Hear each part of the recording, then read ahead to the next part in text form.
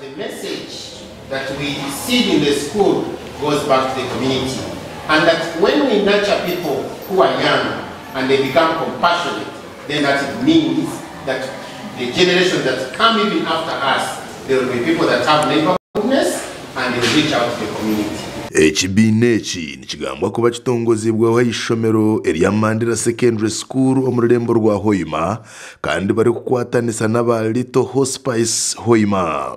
McDonald Mwesigwa ogu ni Executive Director wa Palliative Care Association ya Uganda, kyete ekitongole kiri kureberera abo boona biine endwara ezitari kukira nagira ngu batandikire kwehururu eyokukorengana n'abaana b'ishomero okugira ngu bakababyaramu omutima gwo kwija kureberera abo boona abari kwetaaga obuyambi. Ekitongole kiitu tukatandika okukora oku omwaka ogw'2023 twatireho tukakora na Ministry y'Amagara twakirizana ngu tuze mu mashomero tugambe aha bujanjabi obw'abantu abaine endwara ezikumara obwire bwingi, tugambe aha bujanjabi obukutamba obusasi aha bantu abo bari omu marwaro n'abari omu maka, tukorengana n'abaana ahabwokuba abaana aba nabo biine omugasho muhango ogu bakubasa kukora omu kugamba n'abaziire, omu kugamba n'abantu b'omu community, omu kureba ngu omuntu orwire omu kyaro bamuhabura ngo aze omu irwariro araguze. Rashida Narure ogu n'omushahokazi omu kigombe nikyo kimwe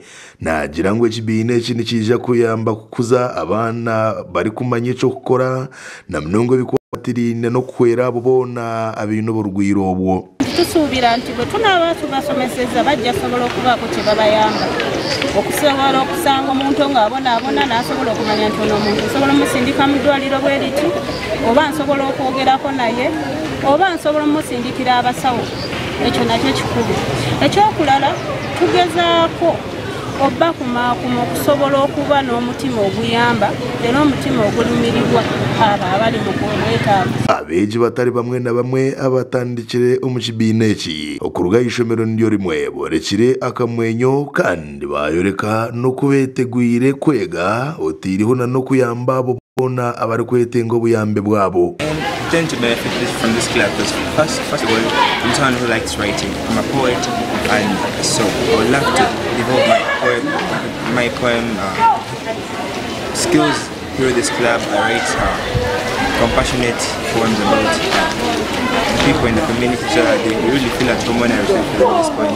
I want to improve on my communication skills, my social intelligence, and also I want to reach out.